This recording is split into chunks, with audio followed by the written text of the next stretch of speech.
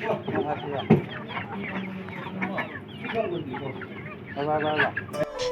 Everyone, আকৌ এবাৰ স্বাগতম জনাইছোঁ আপোনালোকক মোৰ চেনেললৈ। আজি মই লৈ আহিছোঁ আপোনালোকলৈ অকণো তেল ব্যৱহাৰ নকৰাকৈ বনোৱা হাঁহৰ মাংসৰ ৰেচিপি এটা। আশা কৰিছোঁ আপোনালোকে এই ৰেচিপিটো ভাল পাব বুলি।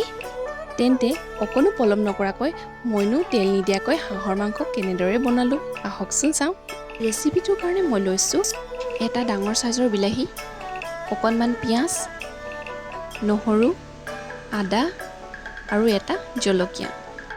এই গোটেইখিনি মই এতিয়া মিক্সাৰ গ্ৰাইণ্ডাৰত ভালদৰে পিচি ল'ম।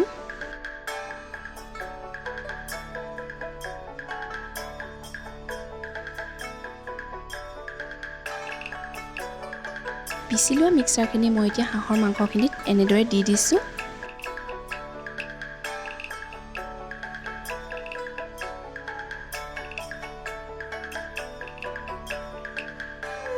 আৰু দিম ইয়াতে পিঁয়াজ,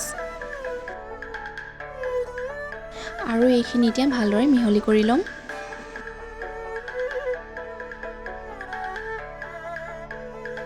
আকৌ ইয়াতে দিম এতিয়া অকণমান জিৰা গুড়ি, অকণমান ধনিয়া গুড়ি,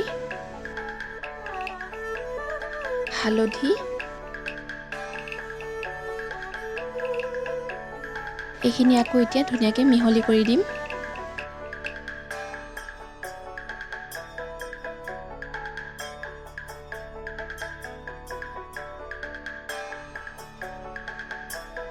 মাংসখিনি মেৰিনেট কৰা মোৰ হৈ গৈছে।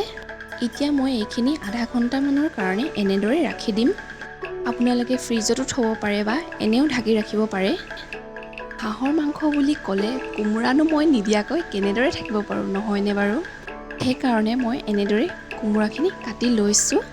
আধা ঘণ্টা হৈ যোৱাৰ পিছত মই এইখিনি গৰম কৰি থোৱা শুকান কেৰাহী এখনত মই এইখিনি দি দিম। আপোনালোকে দেখিছেনে, মই কেৰাহীখনত অকণো তেল দিয়া নাই। মাংসখিনি দিয়াৰ পিছত মই এতিয়া এইখিনি ভালদৰে লৰাই দিম।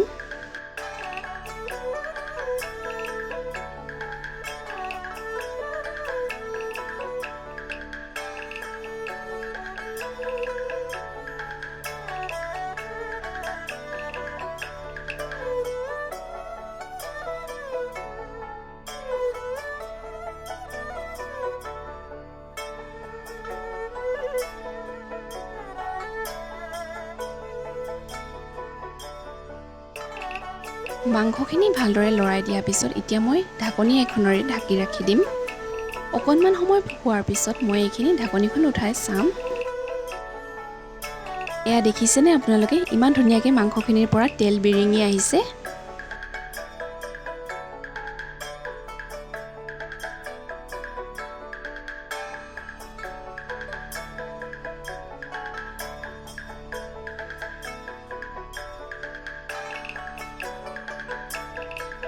অকণমান সময় হোৱাৰ পিছত মই ইয়াতে দি দিম কাটি থোৱা কোমোৰাকেইডোখৰ।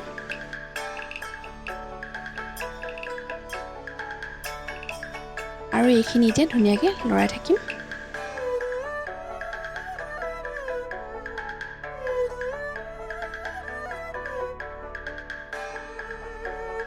আৰু ইয়াতে দিম সোৱাদ অনুসৰি নিমখ,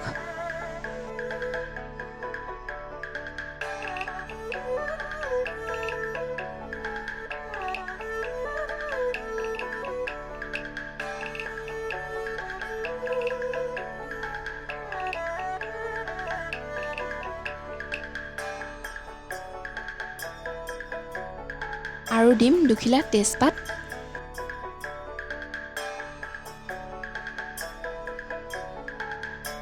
নিমখখিনি দিয়াৰ পিছত মই ভালদৰে লৰাই আকৌ ঢাকনি এখনেৰে ঢাকি দিম।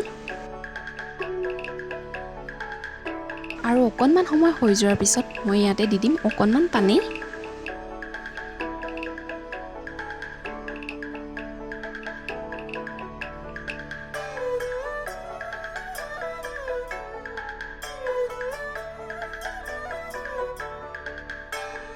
দেখিছেনে মাংসখিনি কেনেদৰে উতলিবলৈ ধৰিছে।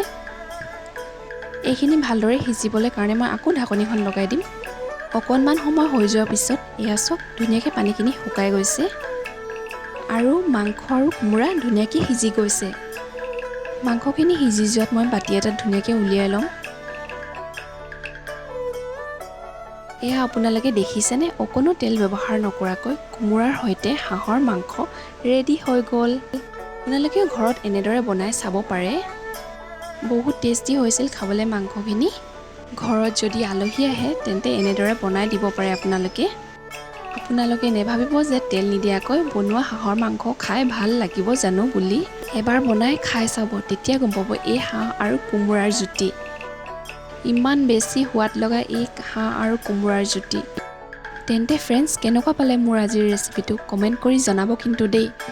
আৰু আপোনালোকে যদি মোৰ চেনেলটোৰ ভিডিঅ' নতুনকৈ চাই আছে তেনেহ'লে চেনেলটো প্লিজ ছাবস্ক্ৰাইব কৰি দিব আৰু ভিডিঅ'টো ভাল লাগিলে লাইক এটা কৰি দিব। তেনেহ'লে আজিলৈ ইমানতে সামৰিছোঁ। আকৌ এটা নতুন ভিডিঅ' লৈ অহাৰ প্ৰতিশ্ৰুতিৰে। বাই।